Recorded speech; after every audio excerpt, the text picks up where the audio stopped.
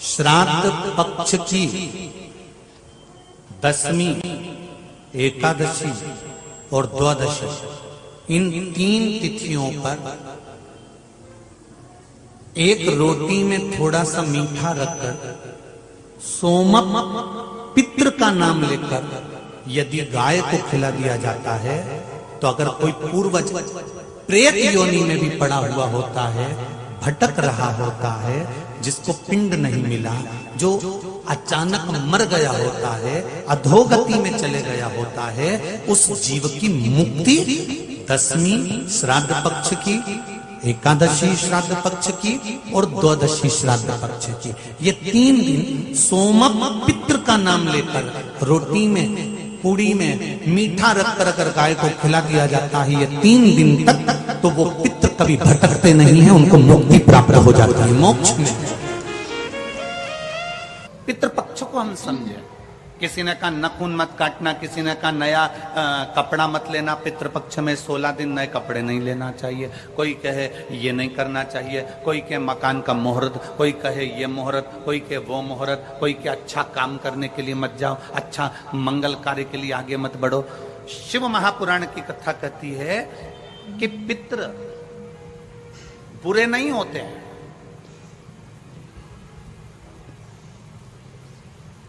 पितृ बुरे नहीं होते हैं। आज लोगों के मन में बड़ा भय हो जाता है। व्हाट्सएप खोलो, फेसबुक खोलो, तो ब्राह्मणों के लिए लोग कमेंट्स करना प्रारंभ कर देते हैं कि अब श्राद्ध पक्ष चालू हो गया, ब्राह्मण जीमने के लिए जाएंगे। कोई ब्राह्मण की तुलना कौवे से कर देता है, कोई कुछ कह देता है, कोई कुछ कह देता है। ना,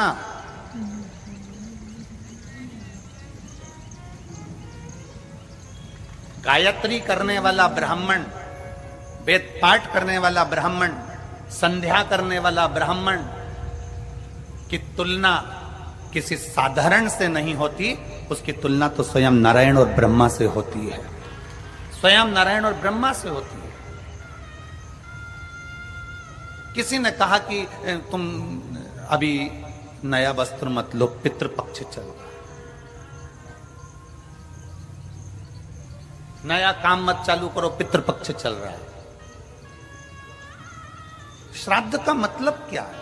श्राद्ध का मतलब है आपकी पूर्ण श्रद्धा, आपका पूर्ण विश्वास, आपका पूर्ण भरोसा, पूर्ण श्रद्धा, पूर्ण विश्वास, पूर्ण भरोसा।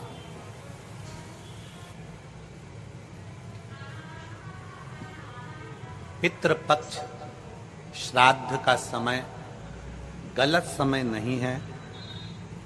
कोई काम आपको शुरू करना है तो पितृपक्ष में शुरू कर सकते, बस पितृपक्ष में एक काम चालू करो।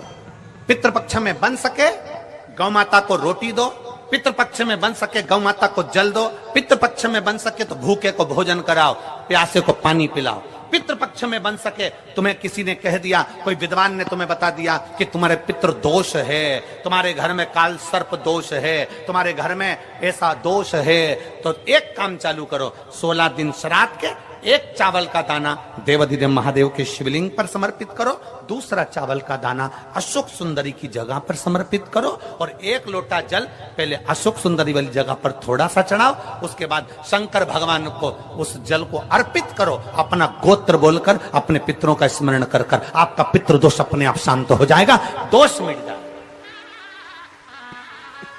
आपका पितृदोष शांत, आपका दोष समाप्त।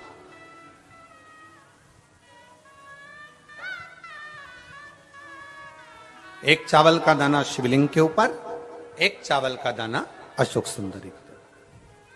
और जल कहां चढ़ाना है? पहले जम के बोलो जरा, आवाज नहीं आई, जम के बोलो जरा, अशोक सुंदरी की जगह। और फिर जल कहां चढ़ाना है? शिवलिंग के ऊपर। शंकर बाबा क्या बोलकर? अपना गोत्र। जिसको गोत्र नहीं मालूम उसको एक चीज मालूम होना चाहिए, शंकर का नाम। श्री शिवाय नमस्तुभ्यम, ओम नमः शिवाय, नमः शिवाय, गौरी शंकर। शिव महापुराण की कथा कहती है दक्ष प्रजापति के पुत्रों को देवऋषि नारद ने भजन में लगा दिया। एक बेटी हुई जिसका नाम था स्वधा। क्या नाम है उसका? जम के बोलिए जरा, स्वधा। जितने लोग कथा सुन रहे हैं आस्था चैनल पर, पंडाल में, फेसबुक, यूट्यूब पर, तर्पण शिव महापुराण में इस नाम का उच्चारण 5 बार आप लोगों को करना है। यह स्वधा दक्ष प्रजापति की बेटी है और पितरों की धर्म पत्नी है। इस पितरों की धर्म पत्नी स्वधा का नाम लेने से अगर हमने कंडा, गोबरी, गाय का जो गोबर होता है कंडा, उसको जलाकर अगर धूप नहीं दी हो या किसी ब्राह्मण को भोजन आदि नहीं कराया हो या तिलांजलि तर्पण नहीं करा हो, पिंड नहीं दिया हो या श्राद्ध पक्ष में किसी को कोई दान ना करा हो तो उसका दोष ना लगे, उसके लिए तर्पण शिव महापुराण में पितरों की धर्म पत्नी स्वधा का नाम का स्मरण आप और हमको साथ में करना। सभी लोग एक साथ में बोलेंगे, स्वधा स्वधा स्वधा स्वधा स्वधा। बस ये 5 बार जो उच्चारण आपने पितरों की धर्मपत्नी स्वधा का करा है, जिस समय पर पितृलोक से आर्यमा देव के साथ में हमारे यहां पर आते हैं, और मेरा बहुओं से निवेदन है, बेटियों से निवेदन है, माताओं से निवेदन है, मान लो आपको कोई ब्राह्मण देवता ने कहा कि आपके यहां पितृदोष है, आपको कह दिया कि पितृदोष है, तो आपको घबराना नहीं है कि महाराज जी मुझे क्या करना पड़ेगा। पितृदोष है, एक चावल का दाना घर में से लीजिए, हथेली पर रखिए, पानी का जो मटका होता है, हंडा होता है, पानी का जो मटका है, हंडा है, जहां पर रसोई घर में तुम पानी रखते हो, उस हंडे के पास में, मटके के पास में उस चावल के दाने को लेकर जाइए, अपने पितरों का स्मरण कर कर स्वधा स्वधा स्वधा स्वधा स्वधा 5 बार बोलकर शंकर भगवान के शिवलिंग पर, तुम्हारे घर में शिवलिंग हो तो घर में, और अगर मंदिर में शिवलिंग हो तो मंदिर में, उस चावल के दाने को चढ़ा दीजिए, कैसा भी पितृदोष होगा समाप्त हो। मात्र स्वधा का स्मरण बहुत।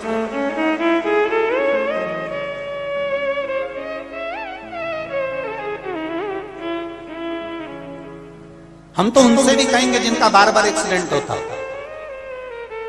जो बार बार गिरते पड़ते रहते हो, बार बार एक्सीडेंट होता हो, बार बार उनको चोट लगती हो, बार बार, और उनको भी कहेंगे जिनको सर्दी की बीमारी या दमे की बीमारी या श्वास की बीमारी, उनसे भी कहेंगे कि श्राद्ध पक्ष में एक चावल के दाने का प्रयोग स्वधा नाम से अवश्य करें। चलने में दम नहीं भराएगी, श्वास नहीं भराएगी, और दूसरा जो सर्दी का जिसको कोटा होता है, बार बार सर्दी हो जाती है, निमोनिया हो जाता है, कफ बना रहता, उनके लिए भी स्वधा नाम का स्मरण। महाराज स्वधा नाम का स्मरण। दक्ष प्रजापति के घर में बेटी का जन्म हुआ जिसका नाम था स्वधा। स्वधा का जन्म लेते ही स्वधा श्वेत वस्त्र को धारण करती थी।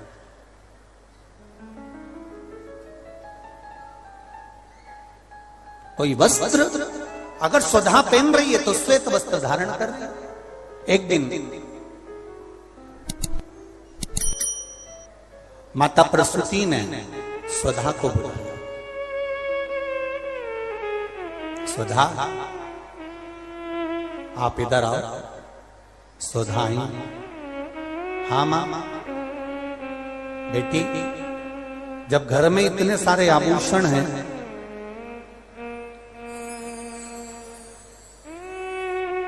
और घर में इतने सारे आभूषण जब रखे हुए हैं, तो तुम उन आभूषणों को धारण क्यों नहीं करते?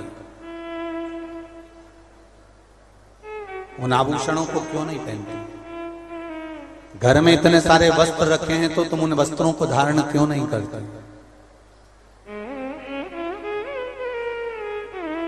स्वधा कहती है मां। संसार सागर में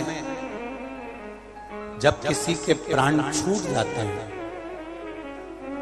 और प्राण छूटने के बाद वो जीवात्मा अगर अच्छी जीवात्मा है तो वो देवलोक चली जाती है।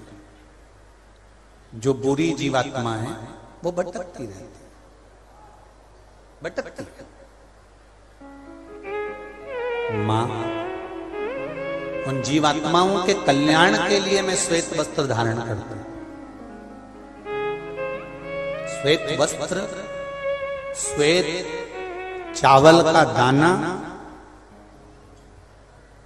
श्वेत दूध, श्वेत दही, श्वेत शकरखंड, श्वेत पुष्प, श्वेत जनेऊ, श्वेत वस्त्र, ये मेरे शंकर भगवान को अति प्रिय लगते हैं। उसका कारण है कि उनको पितरों को मुक्ति देना पड़ती है, पितरों को मोक्ष देना होता है। आज एक प्रश्न किसी ने सीहोर ऑफिस में भेजा है कि गुरुजी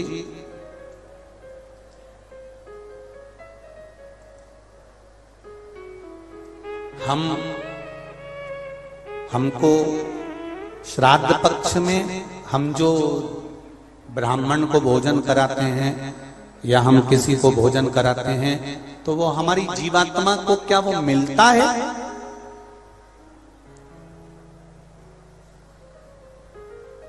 क्या विचार है भाई अशोकनगर वालों, बोलो जरा जल्दी से। प्रश्न भेजा है किसी ने। हम अगर किसी ब्राह्मण को भोजन करा रहे हैं, हम किसी को भोजन दे रहे हैं तो वो हमारी जीवात्मा को मिलता है। 3 प्रश्न हैं और तीनों प्रश्न का उत्तर जरा देखिएगा, बड़ा ध्यान रखना। और जिसने प्रश्न करा है उत्तर प्रदेश से वो ध्यान से सुनना भाई। हमने ब्राह्मण को भोजन कराया, हमने संत को भोजन कराया, हमने गुरुजी को भोजन कराया, तो वो मिलेगा। पहले तो ये अंदाजा करिए कि आप भोजन दादा ससुर के नाम से करा रहे हो तो दादा ससुर का नाम लेना पड़ेगा। बोलो सही है कि गलत है? गोत्र बोलना पड़ेगा। उसका कारण क्या होता है कि हमने पत्र लिखा और ये पत्र लिखकर हमने इसको मोड़कर हमने वो डाकघर के डब्बे में डाल दिया। हमने नाम लिखा, पता लिखा, पिन नंबर लिखा, एड्रेस पूरा लिखा, मोबाइल नंबर पूरा लिखा और हमने डब्बे में डाल दिया। अब पूरे अशोक नगर में चौराहे चौराहे पर ढेर सारे डाकघर के डब्बे लगे। इन सब डब्बों में से चिट्ठी इकट्ठी होती है, एक जगह पर आती है, बड़े डाकघर में पहुंचती है, बड़े डाकघर में से छटकर फिर एड्रेस पढ़ा जाता है। एड्रेस में तुम्हारा नाम पढ़ेगा बाद में, पहले ये पढ़ेंगे कि पिन नंबर क्या है, फिर पढ़ेंगे कि शहर का नाम क्या है। उसमें लिखा होगा गुना और गुना का पिन नंबर डाला होगा तो चिट्ठी को छाट छाट कर अलग रखते जाएंगे। अब गुना में ये चिट्ठी बड़े डाकघर में जाएगी, बड़े डाकघर में चिट्ठी पहुंची गुना के। अब वहां पर बैठकर छाटा गया कि बजरंग कॉलोनी के पास कौन रहता है, तो एलआईजी के पास कौन रहता है, तो चारभुजा नाथ जी के पास कौन रहता है, तो राजेश्वर मंदिर के पास कौन सा रहता है, कौन से वार्ड में रहता है, उसको छाट कर अलग रखा जाएगा। फिर वहां के डाकघर वाले व्यक्ति को, उस डाकिया को वो दिया जाएगा और उससे कहा जाएगा कि ये चिट्ठी पहुंचा दो। अब जरा प्रोसेस देखिए, डाली थी अशोकनगर में, इतने सारे डब्बों में इकट्ठी होकर एक डब्बे की चिट्ठी एक जगह पर इकट्ठी हुई बड़ी डाकघर में, वहां से इकट्ठी होकर फिर दूसरे डाकघर में गई, वहां से फिर धीरे धीरे डिवाइड होती चली गई। उसी तरह तुम्हारी लिखी हुई डाकघर की चिट्ठी जब वहां तक मुंबई पूना तक जा रही है और सही जगह नाम और एड्रेस है तो सही जगह पहुंच रही है। उसी तरह अगर श्राद्ध पक्ष में तुमने ब्राह्मण को भोजन कराया है, नाम और गोत्र लेकर कराया है, तो वो उस तक पहुंचता ही है, ये निश्चित है, उस तक पहुंचे। फिर दूसरा प्रश्न किया उसने, गुरुजी से पूछ के बताना कि गुरुजी तो कथा में कहते हैं कि मनुष्य की योनि छूटने के बाद फिर कौन सी योनि मिलती है किसको मालूम। ये गुरुजी ने कथा में कहा। तो हम भी नहीं कह रहे झूठ कि हमने कथा में नहीं किया, हमने कहा। तो उसने प्रश्न करा, अगर वो दूसरी योनि में होगा तो तुमने जो भोजन दिया, हो सकता है वो सांप बन गया, चींटी बन गया, झिंगूर बन गया, शेर बन गया, तो वो खीर पूड़ी खाएगा क्या? और पंडित जी को तो खीर पूड़ी खिलाने का बोलते हैं। फिर जब वो दूसरी योनि में पहुंच गया तो उसको खीर पूड़ी कैसे मिली? पंडित जी से, गुरु जी से पूछ के बताओ। तो हमारा निवेदन है, जब हम यहां से रुपया अमेरिका भेजते हैं तो वहां हमारा इंडियन पैसा नहीं होता, वहां डॉलर में चेंज हो जाता है। उसी तरह खीर पूड़ी भी डॉलर में चेंज हो जाती है, जैसा वो खाएगा वैसा उसे मिल जाएगा।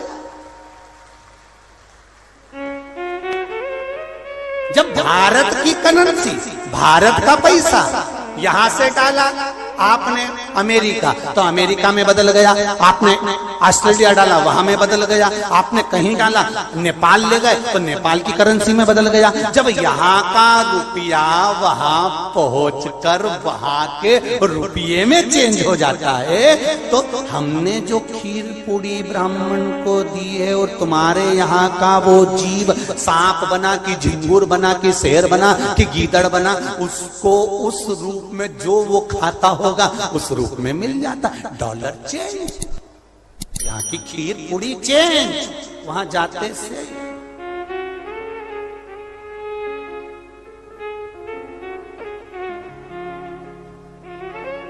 फिर तीसरा प्रश्न लिखा, अगर हमारे घर के पूर्वज शिव महापुराण की कथा सुन सुन के तर गए तो फिर हम श्राद्ध काय को करें? उनको तो मिलेगा ही नहीं, वो तो वैकुंठ पहुंच गए, फिर उनको श्राद्ध में भोजन कराने से मतलब क्या?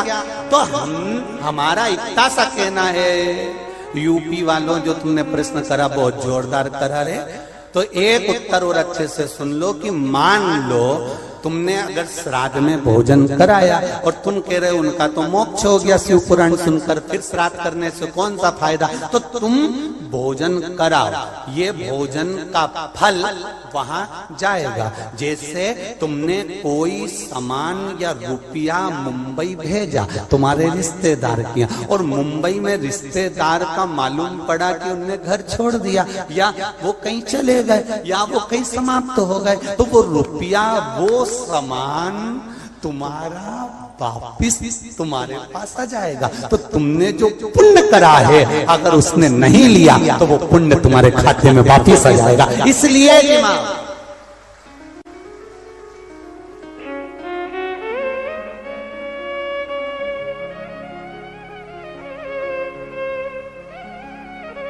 पुण्य करो, सत्कर्म करो। और कथा का स्मरण, बड़े बड़े किस्मत वाले हैं अशोकनगर वालों, बहुत बहुत किस्मत वाले हो, घर जाके नजर उतरवा लेना राई नोन से। इतनी जोरदार किस्मत पायो कि तर्पण शिव महापुराण की कथा और कोई साधारण जगह पर नहीं, राजराजेश्वर की भूमि पर श्रवण कर रहे हो, कोई साधारण जगह नहीं। बाबा देव अधिदेव महादेव राजेश्वर भगवान की भूमि पर श्रवण कर रहे हो, किस्मत वाले हो, तर्पण शिव महापुराण की कथा सुन रहे हो। और आज कथा का कौन सा दिन है? चौथा। कितने दिन बचे? 25 को समापन, अमावस्या, खीर पूड़ी खाओ और दूसरे दिन से फरियाल की तैयारी में लग जाओ।